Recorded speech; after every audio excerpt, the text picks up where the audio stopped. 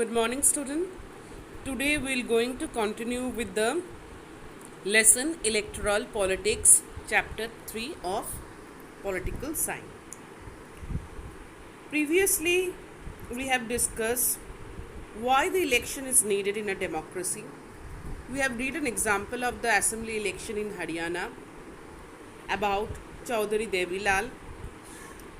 Now, today we're going to start from why we need elections. We know that election takes place regularly in a democracy. So there are more than 100 countries in the world in which election takes place to choose people representatives. We also read that elections are held in many countries that are not democratic also. But why do we need elections? So let us try to imagine a democracy without election. A rule of the people is possible without any election if all the people can sit together every day and take all the decisions. And this is not possible. But as we have already read in chapter 1 that this is not possible in a large community like India. Nor is it possible for everyone to have the time and knowledge to take decisions on all matters. Therefore, in most democracies, people rule through their representatives, and thus election is very important in a democracy. So, is there a democratic way of selecting representatives without elections? So, let us think of a place where representatives are selected on the basis of age and experience, or a place where they are chosen on the basis of education or knowledge.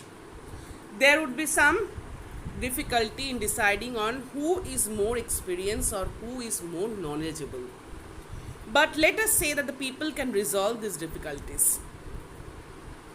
Clearly, such a place does not require elections. But it is also not feasible because we cannot find the proper person who have a knowledge and who have an education in this way. But can we call this place a democratic? No, because here the people's participation is not there. So how do we find out if the people like their representatives or not? How do we ensure that these representative rule as per the wishes of the people or not? How to make sure that those who the people do not like do not remain their representatives? So this requires a mechanism by which people can choose their representatives at regular intervals and change them if they wish to do so. So this mechanism is called election. So therefore election are considered essential in our day-to-day life for any representative democracy in order to elect the representatives. So in an election the voters make different choices. So what are the choices of voters? They can choose who will make laws for them. They can choose who will form the government and take measured decisions. They can choose the party whose policies will guide the government and lawmaking. Now, what makes an election a democratic? Election can be held in many ways. All democratic countries hold elections, but most non-democratic countries also had some kind of elections. So, how would we distinguish democratic election from any other elections? For example, in the previous chapter we have discussed several types of examples of countries where elections are held but they cannot really be called a democratic election. So let us recall what we have learned there and start with a simple list of the minimum conditions of a democratic election which is needed. First of all, everyone should be able to choose. That means everyone participation is must. This means that everyone should have one vote and every vote should have equal value. That is the first notion of a democratic election. The second is there should be something to choose from. That means parties and candidates should be free to contest election and should offer some real choice to the voters.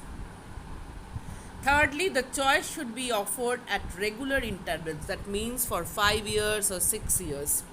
Election must be held regularly after few years. Fourthly, the candidate preferred by the people should get elected. Fifthly, the election should be conducted in a free and fair manner where people can choose as they really wishes.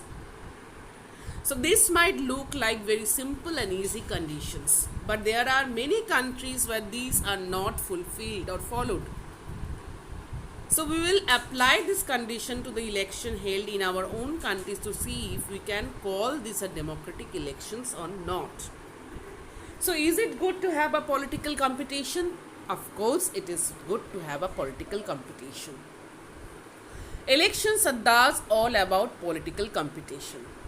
This competition takes various forms. The most obvious form is the competition among various political parties, which is provided by the multi-party system.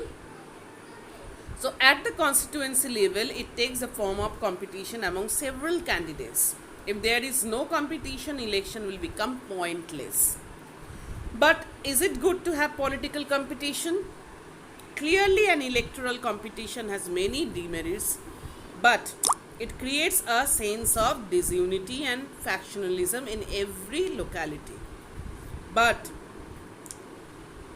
the people who are contesting, or the various political parties who are contesting in a locality, will put forward their own policies, and that will be a better policies if there will be a competition. So different political parties and leaders often level allegations against each other. So parties and candidates often use dirty tricks to win elections. Some people say that this pressure to win electoral fights does not allow sensible long-term policies to be formulated. So these are the demerits, or rather say bad thing, which is related to election. But some good people who actually may wish to serve the country do not enter this arena. So they do not like the idea of being dragged into unhealthy competition. So our constitution makers were aware of these problems. So they opted for free competition in election as the way to select our future leaders. So they did so because this system works better in the long run. In an ideal world, all political leaders know what is good for the people and are motivated only by a desire to serve them. So political competition is not necessary in such an ideal world. But that is not what happens in a real life. So political leaders all over the world, like all other professionals, are motivated by a desire to advance their political careers. They wanted to remain in power or get power and position for themselves. They may wish to serve the people as well. But it is risky to depend entirely on their sense of duty. So besides, even when they wish to serve the people, they may not know what is required to do so, or their ideas may not match what the people really want. So how do we deal with this real life situation in that case? So one way is to try and improve the knowledge and character of political leaders. The other and more realistic way is to set up a system where political leaders are rewarded for serving the people and punished for not doing so. So who decide this reward or punishment? The simple answer will be the people. So this is what electoral competition does.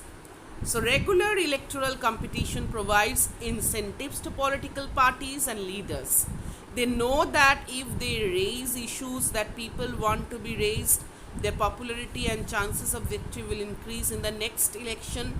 But if they fail to satisfy the voters with their work, they will not be able to win in the next election. So, if a political party is motivated only by desire to be in power, even then it will be forced to serve the people. So this is a bit like the way market works. Even if a shopkeeper is interested only in his profit, he is forced to give good service to the customers. And if he does not, the customer will go to some other shops, like that of a political parties too. Similarly, political competition may cause division and some ugliness but it finally helps to force political parties and leaders to serve the people, because it is all about competition. Because if that party is not working properly, then other party with their policies, with their agendas, with their work will going to win the heart of the people, and in the next election definitely that party will come as winner. Now, what is our system of election? So, can we say that Indian elections are democratic? To answer this question, let us take a look at how elections are held in India.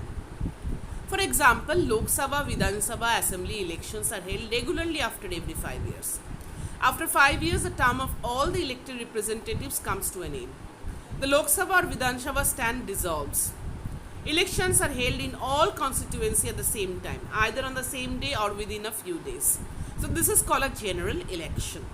Sometimes election is held only for one constituency to fill the vacancy caused by death or resignation of a member. So this type of election we call as by-election. So now elections are held regularly in India. So it can be called a democratic election. Even when the constituency is vacant, either for the death or for resignation of any representatives, then the by-election will going to held. Now, electoral constituencies. We know that the people of Haryana, that we have already discussed in our previous video, the people of Haryana electing 90 MLAs. So, we wonder how they did that. Did every person in Haryana vote for all the 90 MLAs? Or this is not the case. So in our country, we follow an area-based system of representation. The country is divided into different areas for purpose of elections. These areas are called electoral constituencies. So our country is divided into various constituencies. The voters who live in an area elect one representatives for Lok Sabha election. The country is divided into 543 constituencies. So we do have a 543 constituencies in total. The representatives elected from each constituency is called a member of parliament or an MP. One of the features of a democratic election is that every vote should have equal value. That is why our constitution requires that each constituency should have a roughly equal population living within it. Similarly, each state is divided into a specific number of assembly constituencies. For example, suppose take the elected representatives is called the member of legislative assembly or an MLA. So each parliamentary constituency has within it several assembly constituencies. The same principle applies for panchayat and municipal election also. That means the local body elections. So each village or town is divided into several wards that are like constituencies. So each ward elects one member of the village or the urban local body. Sometimes these constituencies are counted as seats, for each constituency represents one seat in the assembly. So when we say that Lok Dal owned 60 seats in Haryana, it means that the candidates of Lok Dal own in 60 assembly constituencies in the state, and thus Lok Dal had 60 MLAs in the state assembly. So that will be the actual counting. So today we have done with the video. So in the next video we're going to proceed from the reserved constituency, that is another part. So thanking you students.